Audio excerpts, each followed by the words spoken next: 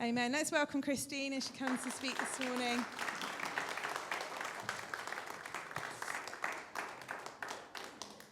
Thank you so much. It is such an honour to be here. The last time I was in this building was the induction of Hannah and Gareth, but I did come to your event you had in the rugby club last summer. That was amazing.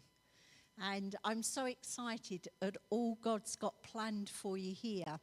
Now, I have to say, I really feel I've been set up today for what I want to say. You've planned, ready for me. And so I want to ask you a question. When Lily got on the platform at the beginning, when we were worshipping, grabbed the microphone and started to sing, let me ask you a question. Why did she do that?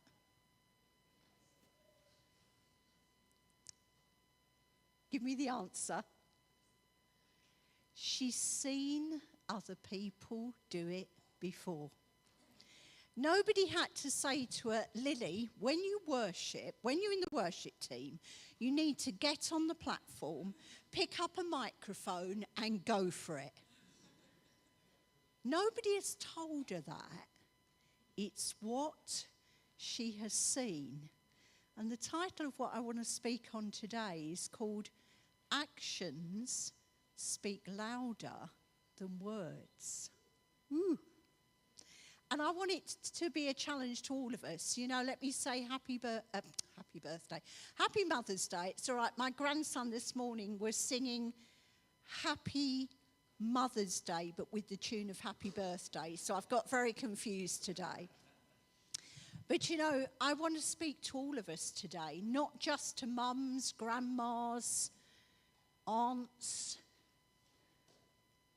but every one of us, because we all influence somebody.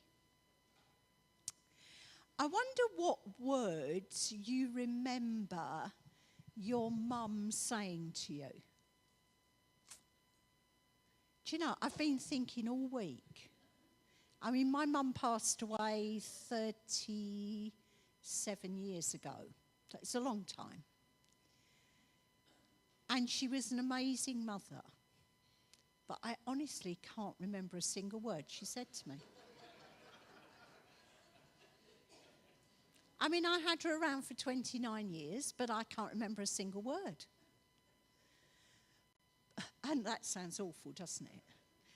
But what I can remember of both my mother and my father are some of their actions that impacted me so much that I think they still affect me today. So I remember my mum and my dad, they had the gift of hospitality. And they would open their home, and I remember it from being a very little girl in our first house, which I only lived in till we were 6, but I remember this clearly. On Boxing Day, the doors would be open to anybody in our church that was alone. It was mainly elderly people. They were invited into our home on Boxing Day and offered an amazing meal, and we played games, and they were made to feel at home. Something that I have never forgotten. I remember my mum sitting at her sewing machine. Who had a Singer sewing machine? Anybody here? Yeah. My mum had a Singer sewing machine.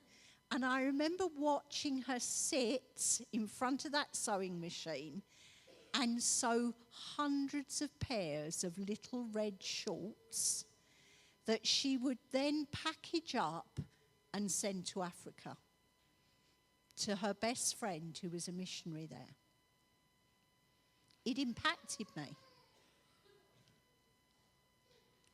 I remember my mum at 11 o'clock every day, she would go to the kitchen, boil up the milk, make what was called milky coffee, 2 cups, one for my grandma who lived with us, one for herself, and then she would sit in her rocking chair. She would pick up a Bible and she would begin to read and make notes. I observed that. She never had to say to me, you must read your Bible every day. In fact, we did sing a song, read your Bible, pray every day. We did sing that. But it was her action of sitting in that rocking chair, picking up her Bible and writing notes that would impact me for the rest of my life. My dad, he was the first person in our church to visit somebody when they were sick. The minute he heard so-and-so's in hospital, he'd be there visiting them. Those actions and so many more, I think, have shaped who I am today. Not so much their words. I know they had multiple words that they said to me. And perhaps that's the problem. There were too many for me to remember. But it was their actions. I can see them today. I want to read you a story from the Bible that I read a few days ago that really spoke to me. I'd never seen it in the way I see it today, probably because I was thinking about what I was going to speak about today. And it's from Mark chapter 12. Just going to read you verses 41 to 43. Jesus sat down near the collection box in the temple and watched as the crowds dropped in their money. Many rich people put in large amounts. Then a poor widow came and dropped in 2 small coins. Jesus called his disciples to him and said, I tell you the truth, this poor widow has given more than all the others who are making contributions, for they gave a tiny part of their surplus, but she, poor as she is, has given everything she had to live on. That story is also repeated in the book of Luke. Notice, this lady doesn't say anything. She just comes, probably trying to almost hide herself, because before her have been all these rich, powerful, important people. But she knows the importance of bringing her offering. And so she drops it in, just those 2 coins, and probably hopes nobody's noticed because it doesn't look valuable. But Jesus, who notices everybody, he notices. But the thing that struck me was Jesus called his 12 disciples to observe this. Those 12 disciples were nearly all teenagers. It's like getting your youth group round and going, look, watch. Watch what she's doing. Teenagers. Some of them would have been as young as perhaps 14, 15. And they watch and observe. They didn't listen to her words, but they watched her actions. And it must have impacted them, because we wouldn't have it recorded otherwise. They remembered. Somebody remembered and said, do you remember when Jesus sat us down to watch that widow? They didn't even know her name. But they observed what she had done. And did you notice Jesus' words? She has given everything. 11 of those teenagers would go on to give everything to the cause of the gospel. For some of them, they would give their lives. Literally give everything. So those actions of that widow would impact those young men for the rest of their lives. And so my challenge to all of us is today, what do your children, grandchildren, nieces, nephews, children in the community where you live, what do they observe in your actions? And do those actions build up, tear down, or bring them some challenge? You know, when my mum passed away, I was left without a mum on earth. But 6 years after she passed away, her best friend, who was a missionary at that time in Rwanda, came back after 34 years of serving Jesus in Africa. And she sort of became my spiritual mum. And in fact, the last 5 years have been incredibly special for me, as I've spent so much time just caring for her and just sitting with her. She went to heaven just about 6 weeks ago. And so, yeah, it's quite a tough time for me in many ways, because she has impacted me so much. You know, during COVID, she joined our bubble. Me and my daughter Hannah, we took her into our bubble. But the great thing about that bubble was we spent a whole year sitting with her every single week while she told us her story. I had a year of listening. In fact, we've written it, it's in a book. If you're interested, it's at the back. It's called From Dagenham, where we all come from, to Africa with Love. And although I thought I knew her story, because I'd read the letter, or my mum would read letters every few weeks from Kathleen to us as children as we were growing up, I didn't really know it. But I got to know it during that year of COVID. So I'm actually thankful for COVID. Many of us are not, but yeah, I got a blessing through that. But you know, one of the things that I will remember most for the rest of my life are the actions of Kathleen in the final week of her life. Kathleen was diagnosed with cancer just about 8 months ago, and she never let it get her down. She was amazing. But that last week was tough watching her. She wasn't in pain, and I thank God for that. But we'd managed to get her into a nursing home, which was a 3-minute walk from my house. How blessed was I? It's the best one in our town. God knew. He had that room ready for her. And we moved her in 3 weeks before she passed away, and the home decorated it with all her pictures of Africa around the walls. It was absolutely beautiful and amazing. But in that final week, there were 3 actions that I observed of Kathleen that I will never forget as long as I live. Just 5 days before she died, I was visiting after church Sunday when I got a call from a young woman in our church. She said, "I'm in the car park. Can I come up and see Kathleen?" Because Kathleen was still impacting every age group in our church. And I said, "Yes, sure." So she comes up. The minute she came in the room, Kathleen called her over, grabbed her hand. Kathleen was laying in her bed.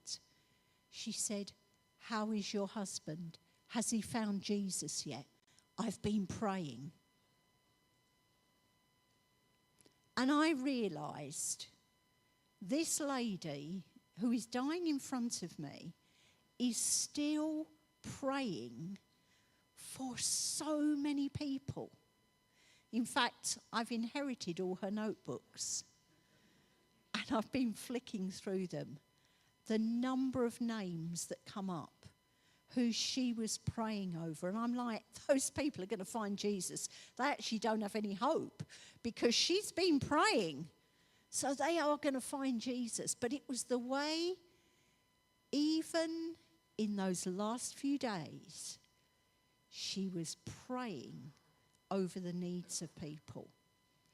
That action, seeing her do that, grab that young woman's hand and remind her she was being prayed for, will stay with me for for the rest of my life. A couple of days after, so 3 days before she passed, I'm sitting there and one of the carers comes in and says, I just need to settle Kathleen. You just stay there. So I said, okay. And then this carer turned round to me and she went, what does it mean to be born again? I said, why do you ask? She said, well, the first day Kathleen arrived, I came and sat with her so I could get to know her. And she started talking to me about being born again. I was like, Kathleen was bedbound. She knew she hadn't got long to live. But she was still witnessing for Jesus right to the very end. And then one of the other carers, as I was leaving that day, said to me, why is it every time I walk in her room, I feel this peace? And I was able to tell her why. So she was praying to the end. She was witnessing to the end. And then I've got to hold this one together. She was worshipping till the end.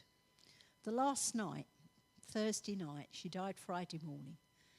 Thursday night I got there and I'd been 3 times during the day and I'd had no response. Her eyes had been shut.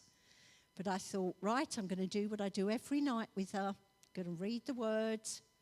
So I picked up her Passion translation of the Bible, which she loved. It's written all over. I read her one of the Psalms that I knew was one of her favourites. No response. Not even a flicker of the eyes. Then I prayed. No response. Then I thought, let's play some worship music. And up until all that week, I'd played a song every night before I left. And it was usually an old hymn, an old song, Great is Thy Faithfulness.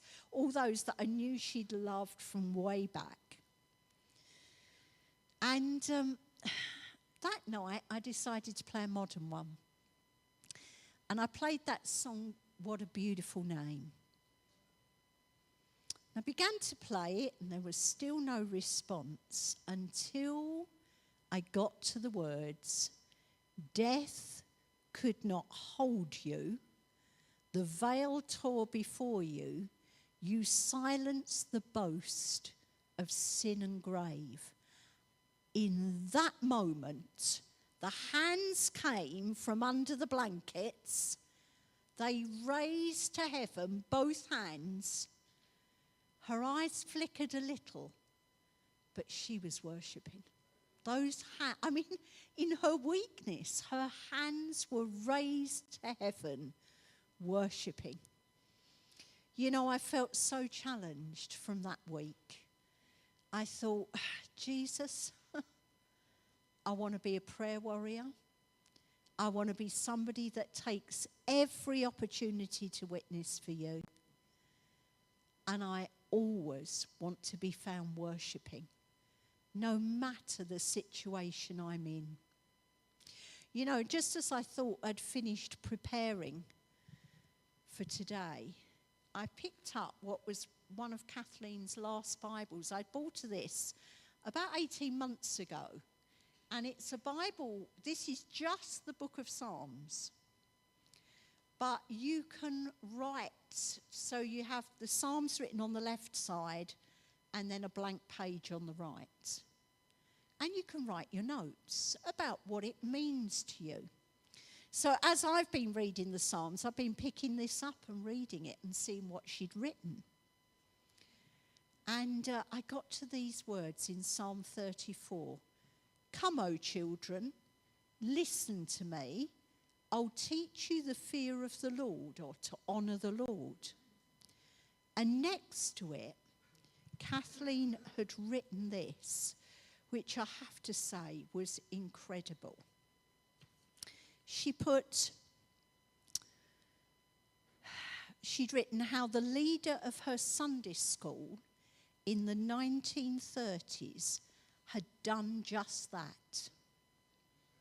With regular, persistent, profound and anointed teaching backed up by prayer. And then she says, after praying for our kids pastor at my church, got a name in here, this is what she wrote. Lord, open my eyes to see who the children you would have me influence are. That was 1 year, almost to the day before she died. Her final year, she still wanted to influence children through her life. Of course, Jesus had many words that we remember. I am the way, the truth, and the life.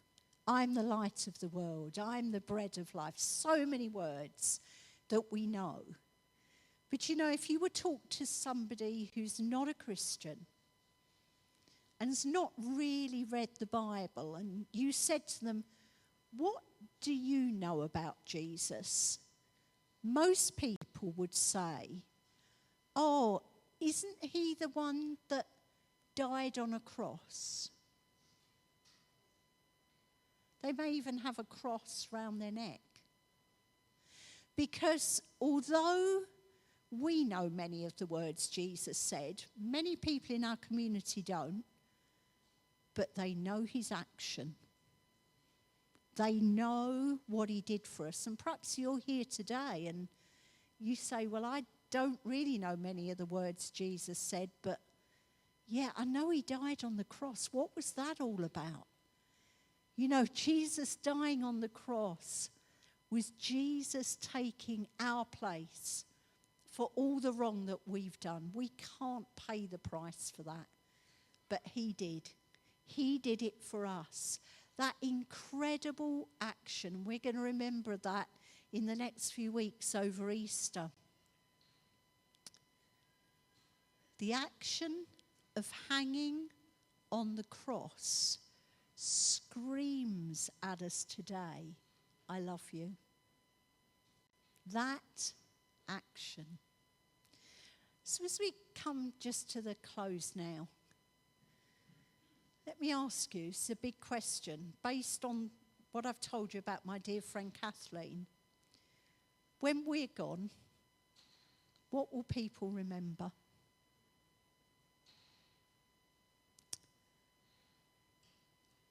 Perhaps somebody will stand here one day and say, ooh, I remember when, blah, blah, blah, blah, blah, about you. You know, I pray that my 2 daughters and my grandchildren will remember that I prayed for them. I pray that they will remember that I witnessed to people. I pray that they will know that I cared for people and worshipped Jesus until the very end. And like the widow with her 2 small coins, I will give my everything to serve Jesus and to build his kingdom. I hope whoever you are today, whether you're a mum, a grandma, a dad, an uncle, you will be an influence in this community to draw people to Jesus and show them just who he is and his love for them. Bless you.